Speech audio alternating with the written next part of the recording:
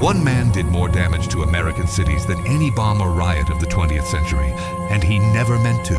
In 1956, an Austrian immigrant architect named Victor Gruen opened a single building in suburban Minneapolis. It wasn't a weapon. It wasn't an act of policy or war.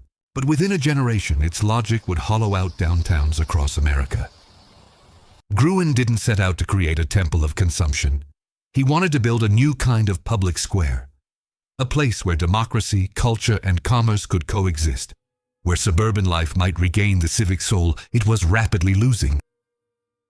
Instead, he invented the enclosed shopping mall. That idea spread faster than anyone anticipated. Malls drained life from city centers, turned public space into private transactions, and multiplied until they began cannibalizing one another. What was meant to bring communities together slowly erased them. This is the story of how a utopian vision became an instrument of urban decay. How good intentions paved the road to the mall apocalypse, and how the man who tried to save American cities accidentally helped destroy them. If you're drawn to stories where ambition, commerce, and unintended consequences collide, subscribe to the channel. Because what follows is the rise, corruption, and spectacular fall of the American shopping mall, told through the eyes of the man who never wanted to build one in the first place. Chapter 1. The Architect Who Wanted to Save the World. Victor Gruen arrived in New York City in 1938 with $8 and a head full of European ideals about what cities should be. He'd fled Vienna after the Nazi annexation, leaving behind a thriving practice built on the belief that public spaces could shape better citizens. In Vienna's cafes and plazas, Gruen had seen something America was losing, places where class distinctions dissolved, where strangers became neighbors, where commerce and culture coexisted without one devouring the other. Those spaces weren't just pleasant, they were essential to democracy itself. They were where ideas circulated, where community formed organically, where citizenship was practiced daily. By the early 1950s, Gruen had become one of America's most successful retail architects, designing storefronts for Fifth Avenue and pioneering innovative retail environments. But success didn't satisfy him. He watched with growing alarm as the post-war suburban exodus accelerated. Downtowns were emptying out. Main streets were dying. The automobile had won, and in winning it had scattered American life across an expanding landscape of tract housing and strip malls. Families lived in houses separated by lawns, connected only by asphalt arteries. There was no center, no commons, no place where community could form organically. No place where you might bump into your neighbor and talk about schools or politics or simply share a moment of human contact. Gruen saw a crisis of civilization. The European city of his youth had been dense, walkable, alive with encounter and exchange.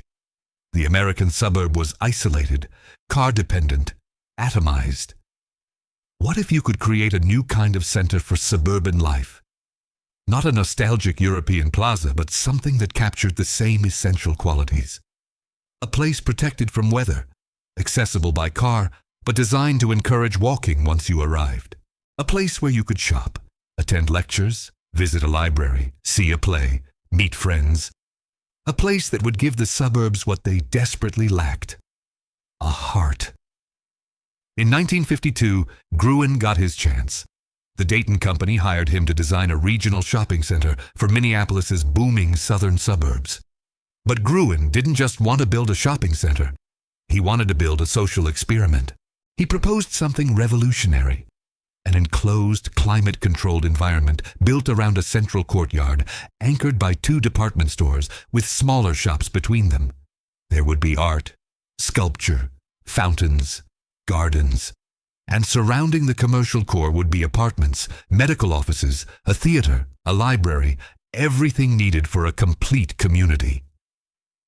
The Dayton Company liked parts of the vision. The enclosed, climate-controlled aspect made sense in Minnesota's brutal winters. The 2-anchor design would generate foot traffic.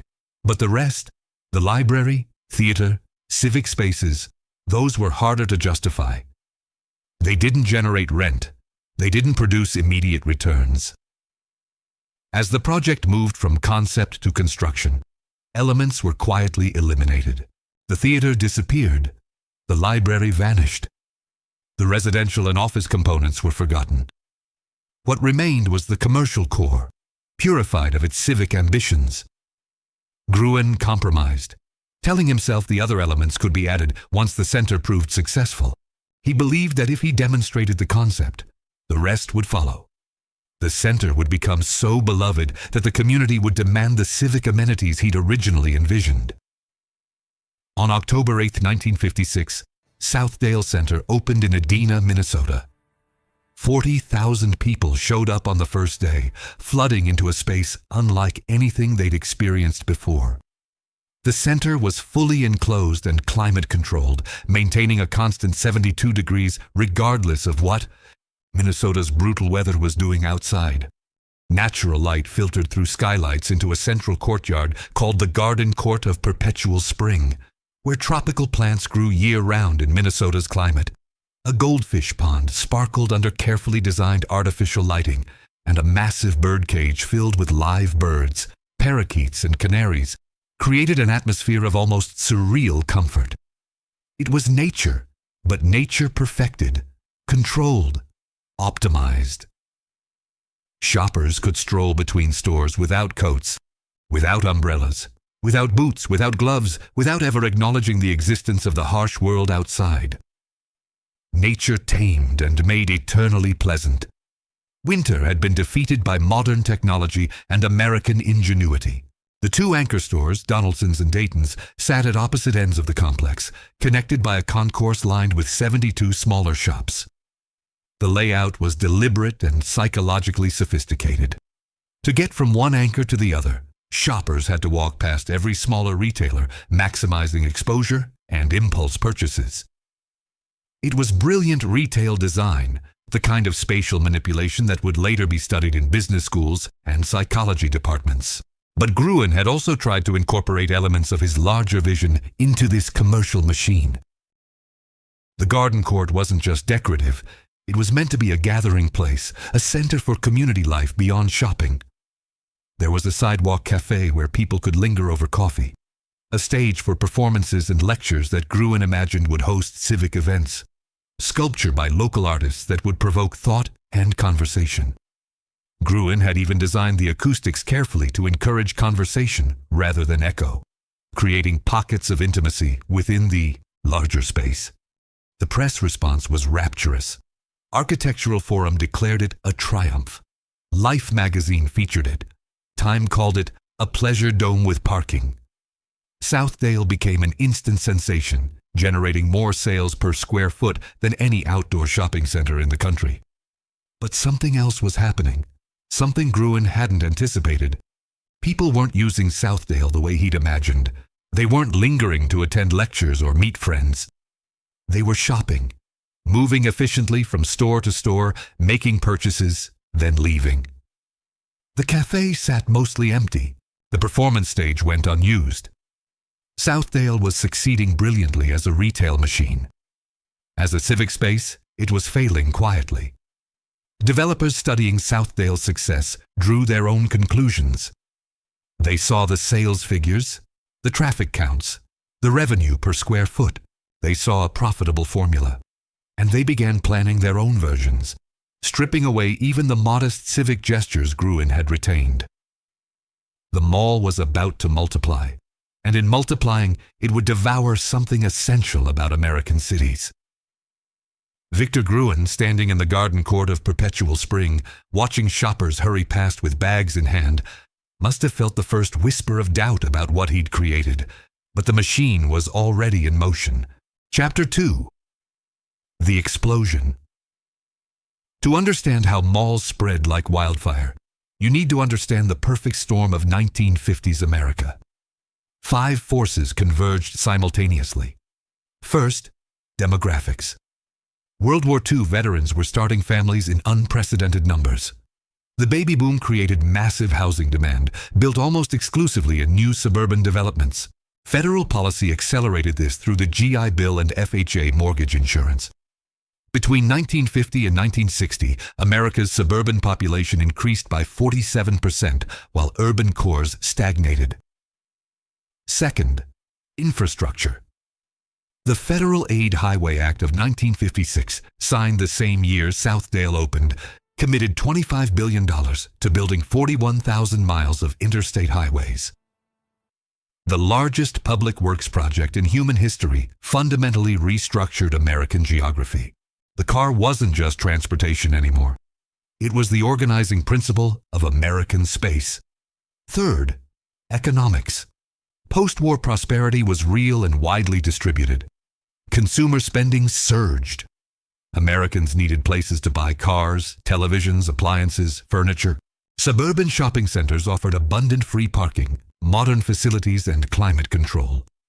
Fourth, technology. Air conditioning made enclosed spaces practical. Fluorescent lighting made interiors inviting. Construction advances allowed larger column-free spaces. These technologies became affordable at the scale needed for regional centers. Fifth, ideology. Americans embraced a vision of the good life. Home ownership, automobile independence, consumer choice. The suburban mall aligned perfectly with these values. Developers recognized the opportunity. If Southdale could succeed in Minneapolis, the model could work anywhere. Regional shopping centers exploded across the country. By 1960, there were 4,500 shopping centers of various types. By 1970, over 9,000. By 1980, over 20,000. The economics were compelling. A well-located regional mall generated enormous sales volumes and stable cash flows. Mall developers weren't retailers. They were real estate operators leasing space. Department stores acted as traffic generators, paying low rent. Specialty retailers paid premium rent to access that traffic. When it worked, everyone profited. But something was being destroyed. Traditional downtowns relied on the same retail anchors. When a regional mall opened on the suburban periphery, these anchors faced a choice: stay downtown with limited parking, or relocate to the new mall. Increasingly, they chose the mall. When anchor stores left downtown, smaller retailers lost foot traffic and closed. Property values declined. Tax revenues fell. Downtown business districts entered a spiral of decline. The damage wasn't just economic, it was social. Traditional downtowns were diverse spaces where different classes, races, and ages mixed by necessity. The mall, by contrast, was a filtered environment. Its suburban location and automobile dependence already selected for predominantly white middle-class families. Security policies reinforced this filtering. The mall became a space of selective access, selecting for purchasing power and social conformity. Victor Gruen watched this proliferation with growing alarm. Developers were building malls at a frantic pace, but not the community centers he'd envisioned. They were building retail machines, optimized for sales and stripped of civic ambition. By the late 1960s, Gruen was becoming bitter. In a 1968 speech, he complained that his mall concept had been bastardized by developers who cared only about profit. The mall had become its own category of space. Neither city nor suburb, neither public nor private. A controlled environment designed to maximize consumption while providing just enough comfort to keep people lingering. It was spreading across America with franchise-like uniformity, erasing regional character and urban vitality. The golden age was arriving, but the seeds of destruction were already planted. The very forces that made malls successful, their multiplication, their uniformity, their dependence on ever-increasing consumer spending, would eventually exhaust themselves. Chapter 3. The Golden Age. The 1970s and 1980s were the peak decades for the American shopping mall, the moment when everything that Victor Gruen had tried to create reached its fullest expression, not as civic space, but as commercial and cultural phenomenon. Malls weren't just places to shop during this golden age. They were cultural institutions, social centers, economic powerhouses that defined American suburban life. They were where teenagers spent Friday nights, navigating the delicate social hierarchies of adolescence, where families went for entertainment on weekends, turning shopping into a leisure activity, where communities gathered, if not quite in the way Gruen had imagined, then at least in ways that created shared experience and social connection. The mall became so deeply embedded in American life, so central to the suburban experience, that it's difficult now to remember how novel and exciting these spaces once felt to a generation experiencing them for the first time. The super-regional mall emerged during this period, taking Southdale's model and expanding it to unprecedented, almost absurd scale. These weren't just shopping centers, they were contained cities, climate-controlled universes with their own weather, their own culture, their own internal logic. 3, 4, sometimes 5 anchor stores, hundreds of smaller shops, food courts that could seat 1,000 people, movie theaters with 12 screens, entertainment venues with arcade games, and later, in the 1990s, even amusement parks. Mall of America, opening in Bloomington, Minnesota in 1992, represented the apex of this trend, and perhaps its reductio ad absurdum.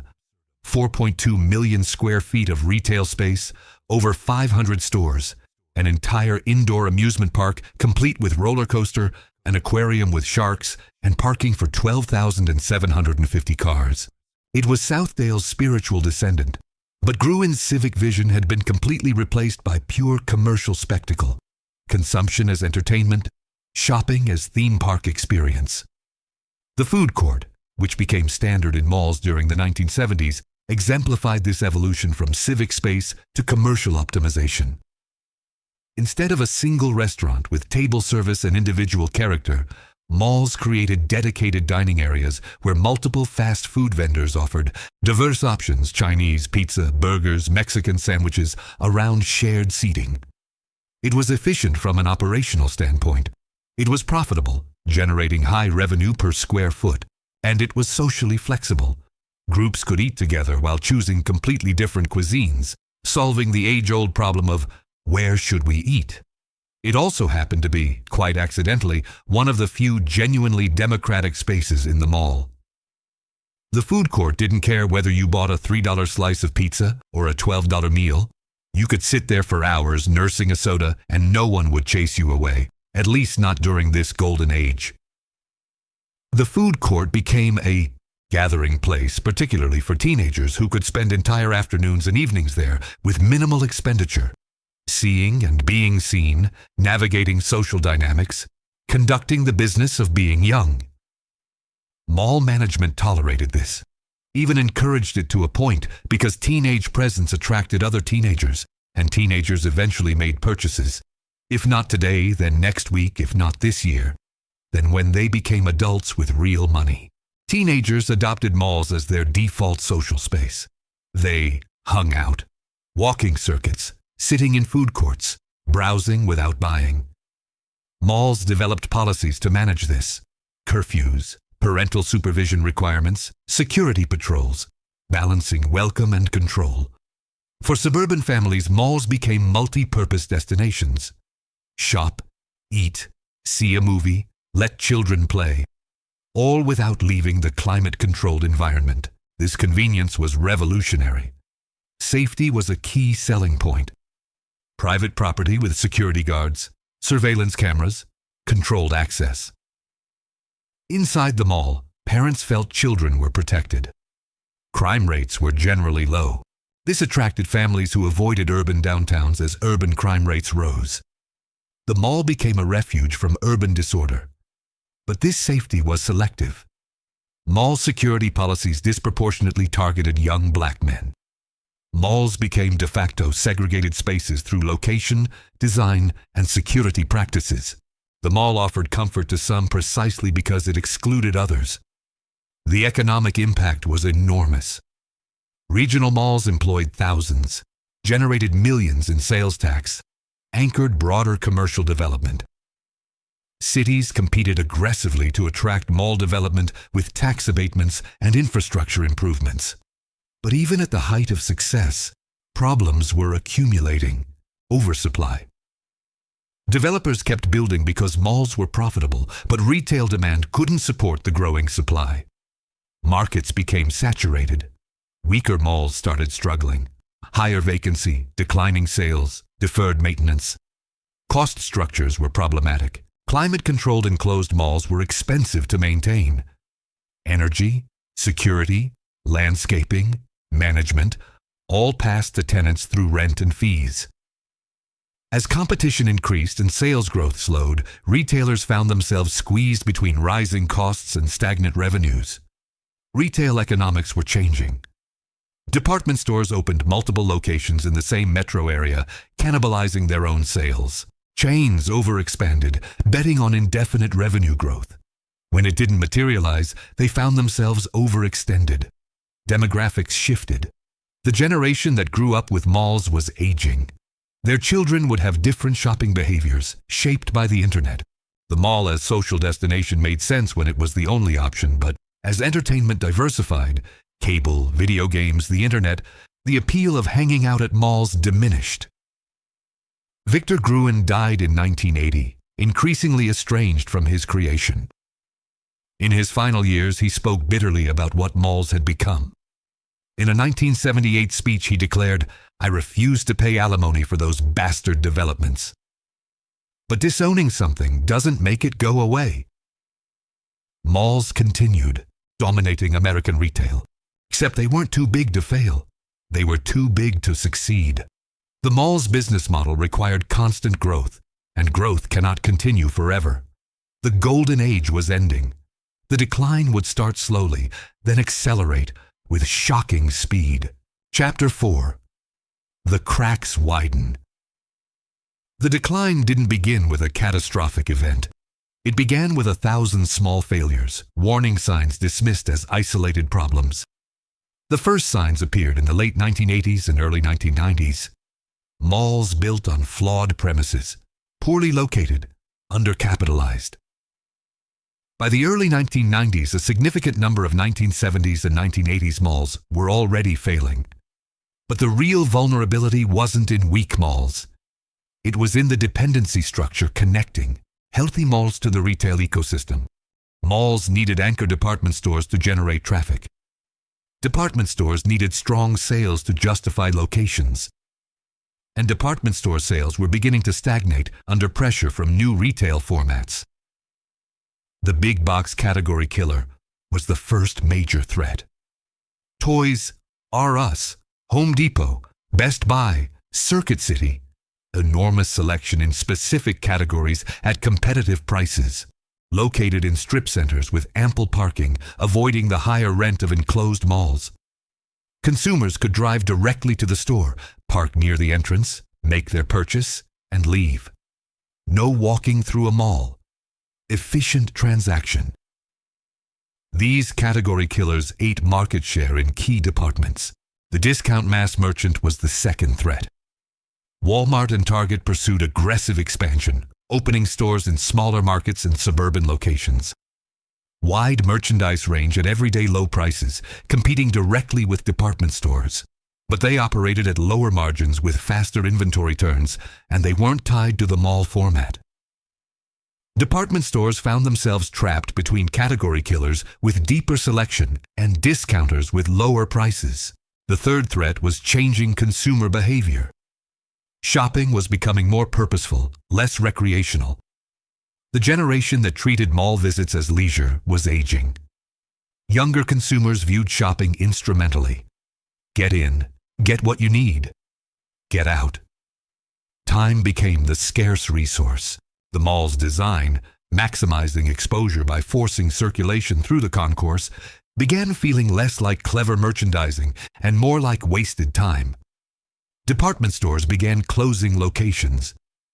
These closures devastated the malls that depended on them. When a major anchor closed, traffic declined across the entire mall. Smaller tenants saw sales fall. Some closed, increasing vacancy. Higher vacancy meant less traffic, which meant more failures, which meant more vacancy. A feedback loop of decline. The problem was compounded by lease structures. Anchor stores paid minimal rent in exchange for generating traffic. When an anchor left, the mall owner inherited an enormous empty box. typically 150,000 to 200,000 square feet, designed for specific retail and difficult to repurpose. These empty anchors became dead weight, contributing nothing while creating visual and psychological blight. Mall owners tried various strategies: renovations, new tenant types, entertainment venues, restaurants, service providers, increased marketing.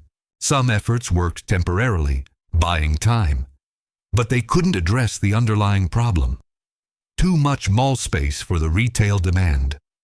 The financial structure made things worse. Many malls were built with high debt levels, betting on consistent revenue growth. When revenues declined, owners faced cash flow pressures. Maintenance budgets were cut. Capital improvements deferred. The physical plant deteriorated: cracked pavement, broken fountains, dim lighting. This accelerated decline as customers and tenants perceived the mall as failing. Some owners walked away, defaulting on debt and abandoning properties. Foreclosures increased. Banks inherited malls they couldn't operate profitably. Properties sat in limbo, deteriorating. The mall became a dead mall, closed, abandoned, gradually decaying. By the mid-1990s, the industry recognized it had a problem. Grayfield development became a term: malls that weren't quite dead but significantly underperforming. Various proposals emerged for converting failing malls. Some conversions succeeded. Many didn't, because redevelopment economics were challenging. The deeper problem: the United States had more retail square footage per capita than any other country, approaching 50 square feet per person compared to less than 15 in most European countries. This oversupply meant retail was zero-sum competition. The pie wasn't getting bigger. It was being divided differently, and the mall format was getting a shrinking slice. And then came the internet. E-commerce barely registered in the 1990s, accounting for less than 1% of total retail sales. Most observers dismissed it as a niche channel. They were catastrophically wrong. Chapter 5. The Amazon Effect. On July 16, 1995, Amazon.com made its first sale. 28 years later, that online bookstore would be the primary cause of death for thousands of retail stores and hundreds of shopping malls. But the destruction wasn't immediate. E-commerce grew slowly at first. Amazon sold books, then expanded to music and videos, categories malls handled but didn't dominate. Traditional retailers dismissed it as a specialty player. Mall retailers continued focusing on traditional business, assuming consumers preferred the immediate gratification of in-store shopping and the ability to see and touch products. This assumption was correct in the 1990s. E-commerce accounted for less than 1% of retail sales in 1999. Connection speeds were slow. Online payment felt risky. Product photography was poor. Delivery was expensive and unreliable. Mall retailers believed they had insurmountable advantages, particularly in apparel where fit and feel mattered. They were about to learn that advantages erode faster than anyone imagines. Amazon's strategy was patient and methodical. It focused relentlessly on customer experience, building systems that made online shopping increasingly convenient with every iteration. It invested billions in logistics infrastructure, warehouses and distribution networks enabling faster, cheaper delivery. It used data to improve recommendations, helping customers discover products they didn't even know they wanted. And it relentlessly expanded categories, moving from media to electronics to toys to home goods to apparel. Each category expansion ate market share from traditional retailers. Each took longer to reach profitability than Wall Street wanted. But Amazon's leadership prioritized growth over profit, betting that dominance would eventually generate massive returns. And they were right. The retail industry noticed this growth, but consistently, catastrophically underestimated its implications. In 2005, e-commerce still represented only 2.4% of total retail sales. Mall retailers were more worried about category killers and discounters than online competition. But online was growing at 20 to 25% annually, while brick and mortar grew at 3 to 5%, and exponential growth curves eventually overtake linear ones with devastating speed. By 2010, E-commerce reached 4.2% of retail sales. By 2015, 7.2%. By 2020, 14.0%. And in each year, the absolute dollar growth in e-commerce exceeded the total growth in retail spending, meaning that brick and mortar was losing sales in absolute terms, not just market share. The ground was disappearing beneath the mall's foundation. Amazon didn't just create a new distribution channel, it changed customer expectations.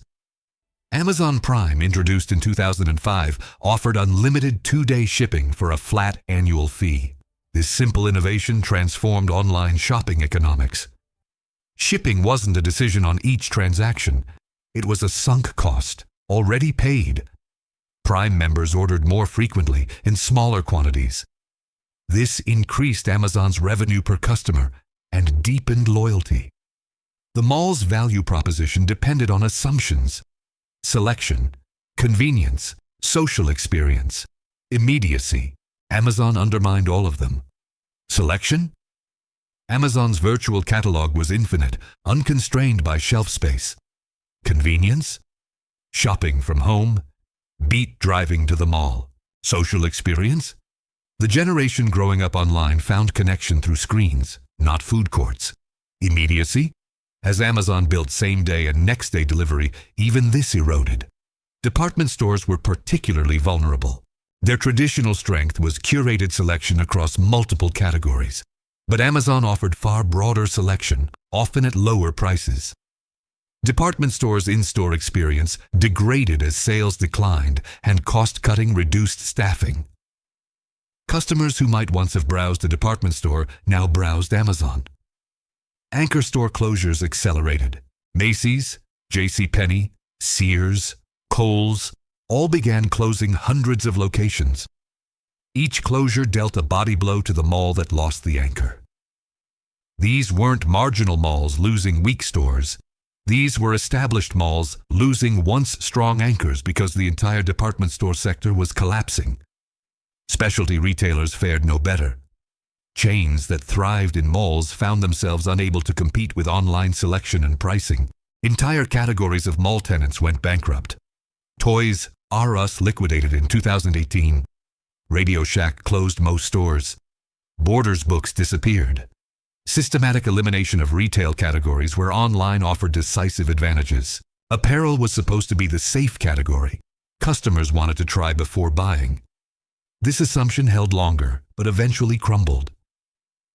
Online retailers solved the fit problem through free returns and detailed sizing information. They solved discovery through recommendation engines and styling services. They solved trust through customer reviews. And they offered selection no physical store could match. Every size, color, style available instantly. Mall-based apparel chains found themselves squeezed between fast fashion's low prices and boutiques' curated selection with no clear competitive position. Bankruptcies cascaded. Charlotte Russe, Payless Shoe Source, The Limited, Wet Seal, dozens of chains that had been mall staples. Mall owners found themselves in an impossible position. They needed anchors to drive traffic, but department stores were failing.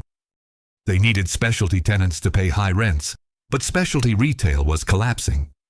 They needed customers to visit, but customers increasingly preferred shopping online. Some mall owners invested heavily in renovations, trying to reposition malls as experiential destinations. They added restaurants, entertainment, fitness centers, anything that couldn't be replicated online. These efforts worked for Class A malls in wealthy markets. For everyone else, they accelerated cash burn. Some traditional retailers tried competing online. Most failed. They were too late, too committed to protecting existing store assets, too culturally resistant to cannibalizing their own sales.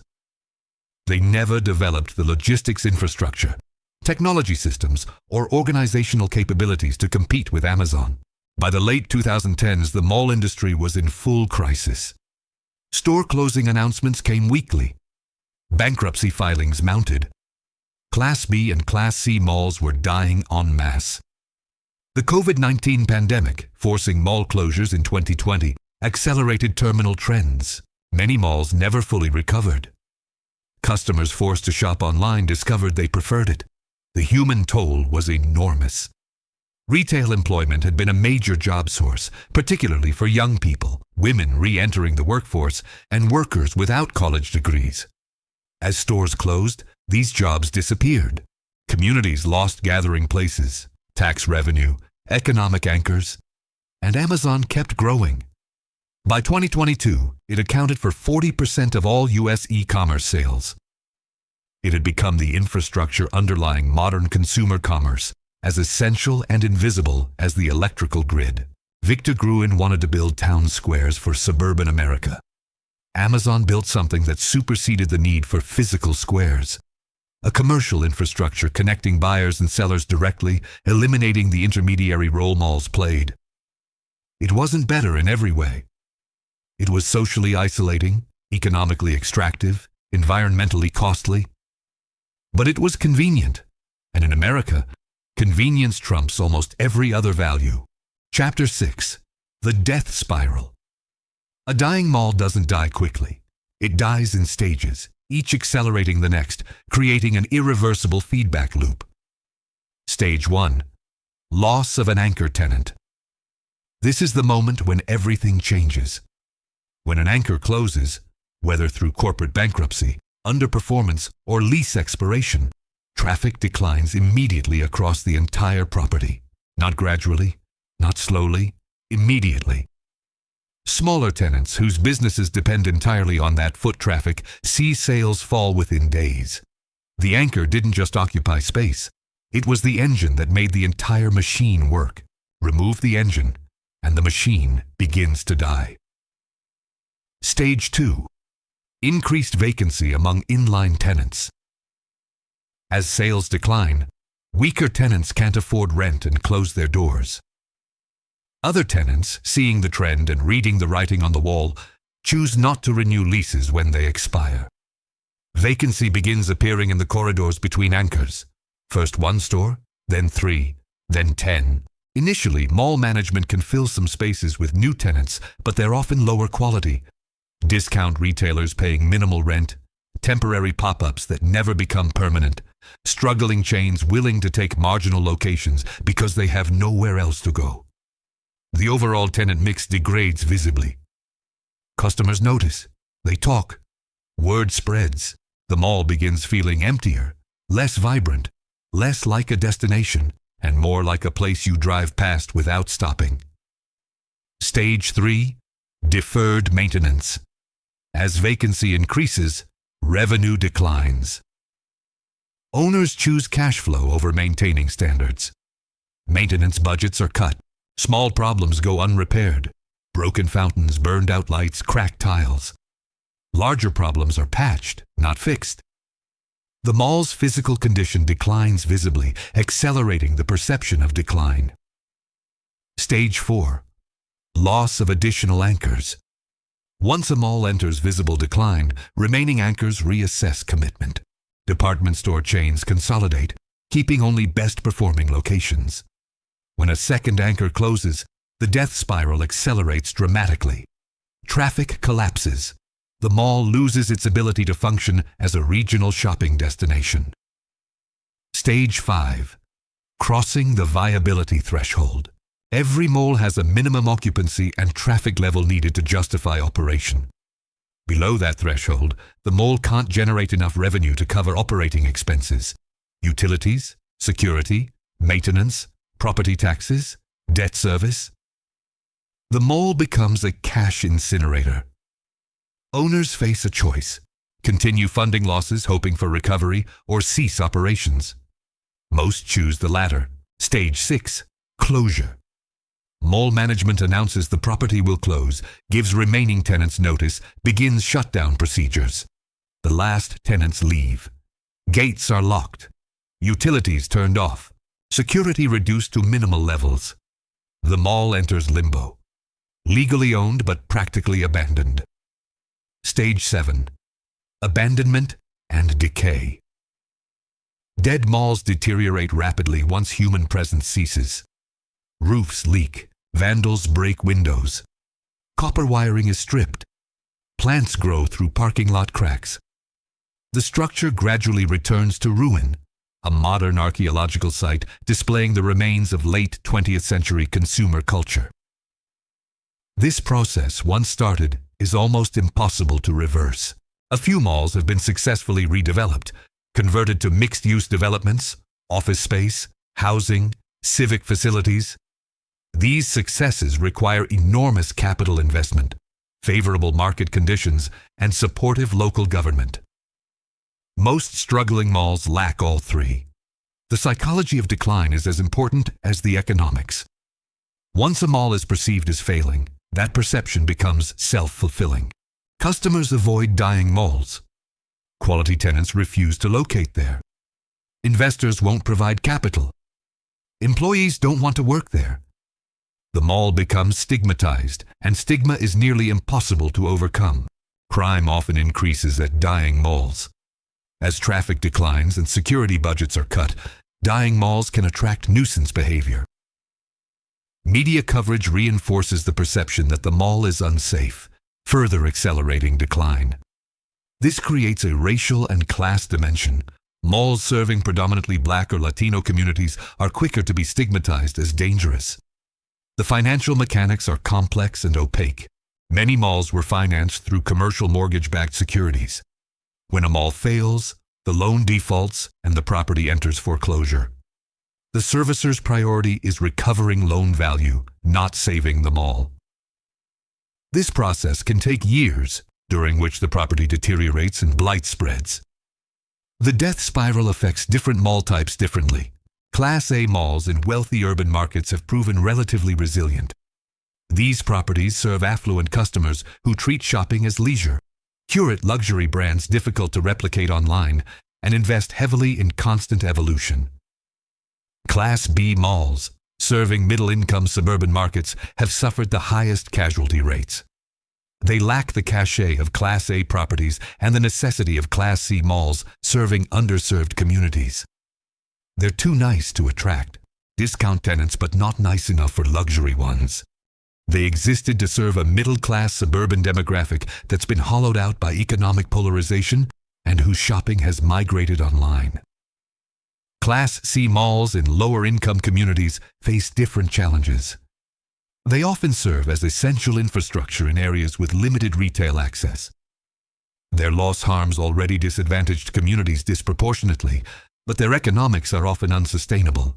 The human cost extends beyond jobs and retail access. Malls served social functions that weren't replaced when they closed. Where teenagers socialized. Where seniors walked for exercise. Where families spent time together. They provided climate-controlled public space in a society increasingly hostile to non-commercial public gathering. Their loss contributed to social atomization and isolation. By 2024, estimates suggest 1/3 to 1/2 of American malls built during the boom years are either closed or severely distressed. Thousands of mall buildings sit vacant or underutilized.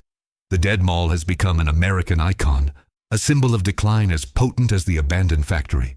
It represents not just retail's transformation, but broader changes: deindustrialization, inequality, suburbanization, the decline of physical community, the rise of digital isolation. Chapter 7. The Ruins. Stand in the parking lot of a dead mall on a quiet Tuesday afternoon, and you're standing in one of America's most distinctive ruins. The building is massive but empty. Its entrances chained and padlocked, its windows dark or shattered. Weeds push through cracks in the asphalt, nature slowly reclaiming what was once climate-controlled perfection. Shopping carts lie abandoned at odd angles, rusting in the weather they were never designed to endure. Paint peels from concrete columns. Metal letters that once spelled out store names hang at angles or have fallen completely. These aren't ancient ruins. They're barely old enough to be considered historical, built within living memory by people still alive. But they carry the same melancholic weight, the same testament to ambition and failure, the same reminder that everything humans build eventually crumbles. Dead malls occupy a strange, unsettling category in American culture. They're too recent to be nostalgic, too common to be shocking, Too large to ignore, but too difficult and expensive to address. They're liminal spaces, not quite abandoned because they're still legally owned by someone, somewhere. Not quite active because they're not functioning for any useful purpose. They exist in legal and economic limbo, awaiting resolution that often never comes. Monuments to decisions made decades ago by people who never imagined this outcome. The sheer physical scale makes them challenging. A regional mall typically occupies 800,000 to 1.2 million square feet of interior space, sits on 50 to 100 acres including parking, and is built to last decades. You can't simply tear down a structure this large without enormous expense. Demolition costs can run into tens of millions. Building materials, concrete, steel, glass, are difficult and expensive to dispose of. Asbestos and hazardous materials complicate demolition. Many dead malls sit undisturbed simply because no one can afford to demolish them. Even when demolition is feasible, redevelopment often isn't. Mall sites were located for mid-20th century suburban conditions. Accessible by car, surrounded by parking, separated from residential areas. These locations don't work well for most alternative uses. The mall site's orientation toward car access rather than walkability limits reuse options. Some dead malls have been successfully redeveloped. Conversion to mixed-use developments combining retail, residential, office, and recreational uses has worked in some markets, particularly those with strong demographics and growth. These projects typically demolish most or all of the mall structure and rebuild from scratch, creating denser, more walkable environments. But they require substantial capital, $100 million or more, and favorable market conditions that don't exist in most communities with dead malls. Other conversions have repurposed structures for non-retail uses. Some became corporate offices. Some became education facilities. Some were divided into smaller spaces for medical offices, call centers, light industrial use. A few became churches. These conversions preserve some community value while avoiding demolition costs, but they rarely restore the economic vitality the mall once provided. The most common fate is simply to sit vacant, slowly deteriorating while owners and communities debate what to do. Roofs leak, causing water damage and mold. Broken windows let weather and pests inside. Mechanical systems fail. Parking lots crack and crumble. Vegetation invades. What was once a pristine, climate-controlled environment becomes an environmental hazard and eyesore. Dead malls attract particular human activity. Urban explorers illegally enter to photograph the decay. Homeless individuals sometimes shelter there. Criminals use empty malls for drug activity or theft of building materials. Local teenagers use them as hangout spots. All this creates security and liability challenges for owners. The impact on surrounding communities is profound. A dead mall affects property values in a radius of several miles. Nearby businesses suffer from reduced traffic and declining area reputation. Tax revenue drops, forcing service cuts or tax increases elsewhere. Crime may increase. The visual blight of a massive vacant structure affects community pride and perception. Some communities have tried creative interventions. Pop-up retail events, film and television productions, temporary uses like haunted houses, flea markets, community events. But these are temporary band-aids, not solutions. The legal complexities often impede resolution. Ownership may be unclear or disputed. Bankruptcy proceedings can stretch for years. Environmental liabilities create additional complications. Simply determining who has authority to make decisions can require extensive legal work. The environmental dimension is significant. These structures represent enormous embodied energy and materials produced through energy-intensive processes. When a mall sits vacant, all that embodied energy is wasted. If demolished, materials typically go to landfills rather than being recovered and reused. The cultural significance extends beyond physical presence. Dead malls have become symbols in art, literature, and social commentary, representing decline, nostalgia, consumer culture, suburban failure. The dead mall has achieved iconic status. For people who grew up visiting these malls, their abandonment carries emotional weight. Sites of memory, first jobs, teenage socializing, family shopping trips. Seeing them vacant and decaying triggers complex feelings. Nostalgia for youth, awareness of aging, recognition of change's inevitability. The dead mall becomes a mirror reflecting personal and social transformation. What seems certain is that dead malls will remain a feature of the American landscape for the foreseeable future. There are too many of them, in too many communities, with too few resources available for comprehensive resolution. They're the physical embodiment of mistakes made during the mall building boom. Overbuilding, poor location selection, unsustainable business models, lack of consideration for long-term consequences. And in their ruins, Victor Gruen's original vision is faintly visible. These were supposed to be community centers, gathering places, civic squares. They were supposed to bring people together, create social connection, provide alternatives to isolated suburban existence. Instead, they became pure commercial spaces that eventually couldn't sustain even that commercial function. Chapter 8. Lessons and Legacy. Victor Gruen died in Vienna in 1980, having returned to the city he'd fled 4 decades earlier. He never saw the dead malls that would come decades later, but he understood before most that something had gone wrong, that his attempt to create civic space had mutated into something purely commercial and ultimately self-destructive. The story of the American mall is ultimately about the corruption of vision. Gruen genuinely wanted to improve American suburban life. His original plans for Southdale included libraries, theaters, medical offices, residential units, all the elements of a complete community. But those elements were systematically removed by developers focused on maximizing commercial return. What remained was just the commercial core, and that became the template for thousands of malls. This pattern repeats throughout American development history. A visionary proposes something combining commercial and civic functions. Developers embrace the commercial part and discard the civic part. The result succeeds commercially for a time, then fails because it lacks the civic elements that would have given it resilience and long-term value. The mall's rise and fall teaches lessons about scale and diversity. The regional shopping mall succeeded by becoming dominant, driving out downtown merchants and smaller shopping centers. But this dominance created vulnerability. When market conditions changed, the entire format collapsed because there were no alternatives. No diversity, no resilience.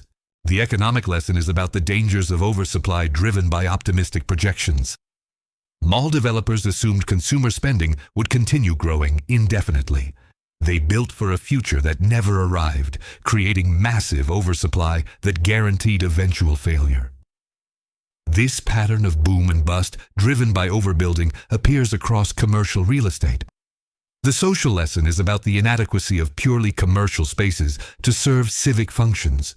Malls tried to replace downtown public spaces with private commercial spaces. They succeeded partially. Malls did become gathering places, but the commercial imperative always took precedence. When commercial performance declined, mall owners had no incentive to maintain the space for social functions. A true public square can't fail commercially because it isn't fundamentally commercial. The environmental lesson is about the unsustainability of automobile-dependent development.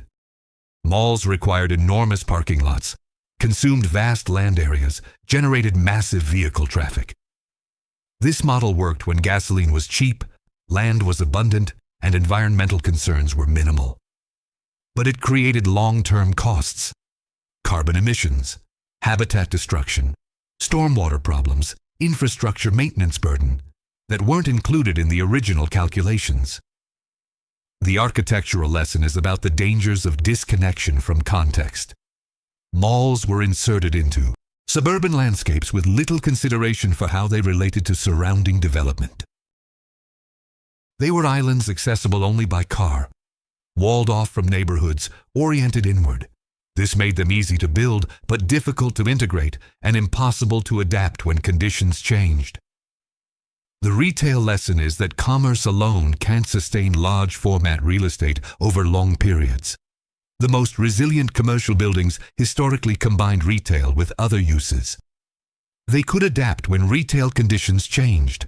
The mall's monofunctional design made it unable to adapt when retail transformed. Looking at where retail has gone post-mall, we see divergence. At the high end, luxury retail remains physical and experiential. At the low end, discount retail succeeds through extreme efficiency. The middle, the space traditional malls occupied, has largely migrated online. The future of physical retail is polarized. Experiential and luxury on one end, purely functional on the other. The community lesson is about the importance of real public space. As malls have died, communities have rediscovered the value of traditional public spaces, parks, town squares, main streets. These spaces don't generate immediate economic return, but they provide social infrastructure essential for community cohesion. The generational lesson is about changing relationships to consumption and space. Baby boomers and Generation X viewed shopping as recreational and malls as social spaces. Millennials and Generation Z view shopping more instrumentally and find social connection primarily online. The mall served a particular generation's needs. Its obsolescence reflects not just technological change, but cultural change. The technology lesson is about the unpredictability of disruptive innovation. The mall industry in 2000 couldn't have predicted that within 20 years, e-commerce would fundamentally undermine its business model. This suggests humility about predictions. Any commercial format successful today could be obsolete in 20 years. The policy lesson is about the limitations of market-driven development. The market built too many malls, located them poorly, and then abandoned them when they failed. The market won't solve the dead mall problem because there's no profit in doing so. Communities need policy tools to guide development toward sustainable outcomes. Perhaps the deepest lesson is about the relationship between commercial and civic life. Victor Gruen believed these could be integrated, and that commerce could support and enable civic activity. The mall's failure suggests he was wrong, or at least that integration can't happen within purely profit-driven development. Civic life requires spaces that aren't optimized for commerce, that welcome people, regardless of purchasing power, that enable gathering without consuming. Southdale Center still exists remarkably. It's been renovated several times and continues operating 7 decades after opening, but it never became what Gruen envisioned. Never added the housing, never got the theater, never evolved into a genuine town center. It remained what it was in 1956, a shopping center, successful at commerce, but incomplete as community. If you visit Southdale's Garden Court today, you'll find it's been renovated beyond recognition. The tropical plants are gone, the goldfish pond is gone, the bird cage is gone. What remains is generic upscale mall architecture. The perpetual spring Victor Gruen imagined has become something more commercial and less enchanted. The vision has faded even in the place where it was first realized. And perhaps that's the final lesson. Visions once built take on lives of their own, beyond their creator's control. Gruen designed Southdale with specific intentions, but the world made of it something different. The mall became what American commerce and culture needed it to become, not what its architect hoped. It succeeded brilliantly as retail infrastructure and failed completely as civic space. And when it was no longer needed as retail infrastructure, it was abandoned without ceremony. The American mall rose in a generation, dominated for another generation, and is dying in a third. Soon there will be people who don't remember malls in their prime, for whom dead malls are just features of the landscape. The cultural memory will fade. The structures will slowly be demolished or repurposed. Victor Gruen knew from the beginning that the mall, as it was actually being built rather than as he'd imagined it, was unsustainable. He said so, repeatedly, in speeches and writings that developers politely ignored. He just didn't know how right he was. or how completely his vision would be corrupted, or how many dead malls would eventually litter the American landscape as monuments to what he'd tried to create and what was created instead. The garden court of perpetual spring was supposed to bloom forever. Instead, it bloomed for a season, withered, and left ruins. That's the story of the American Mall. A dream that became a machine, that worked brilliantly for a while, that broke down when conditions changed and that no one quite knows how to repair or replace. The ruins remain. Hundreds of dead malls scattered across America, from California to Maine, from Texas to Minnesota, monuments to a particular moment in our commercial and cultural history. They're embarrassing, inconvenient, expensive problems with no easy solutions and no clear path forward. But they're also teachers if we're willing to learn. They teach us about the limits of commercial solutions to civic problems, about the dangers of overbuilding driven by optimism, about the importance of adaptability in a changing world, and perhaps most importantly, about the fact that no commercial format lasts forever, that what seems permanent and inevitable eventually crumbles, that the only constant in American capitalism is change. The American Mall taught us what doesn't work. Now we need to discover what does. We need to build gathering places that serve civic functions without depending entirely on commercial success. We need public spaces that welcome everyone regardless of purchasing power. We need development that's dense enough to be walkable, diverse enough to be resilient, and flexible enough to adapt to changes we can't yet imagine. We need to learn from Victor Gruen's original vision, not the mall that was built, but the community center he actually wanted to create. Whether we'll actually do this remains to be seen. The forces that created the mall boom, developer profit, short-term thinking, car-dependent planning, commercial optimization at the expense of everything else, are still very much with us. The next version of the mall might just be the next version of the same mistake, wrapped in different aesthetics and different technology, but ultimately just as vulnerable, just as unsustainable, just as likely to leave ruins. Or we might finally learn. We might finally build places that bring people together for reasons beyond consumption, that serve multiple purposes, that can adapt when circumstances change, that prioritize long-term community value over short-term commercial return. We might finally create the civic squares that Victor Gruen wanted to build before his vision was corrupted into the consumption temples that now sit empty across America. The choice is ours. The dead malls are still there, waiting to teach us. Whether we learn from them or repeat their mistakes will determine what kind of communities we create for the generations that follow.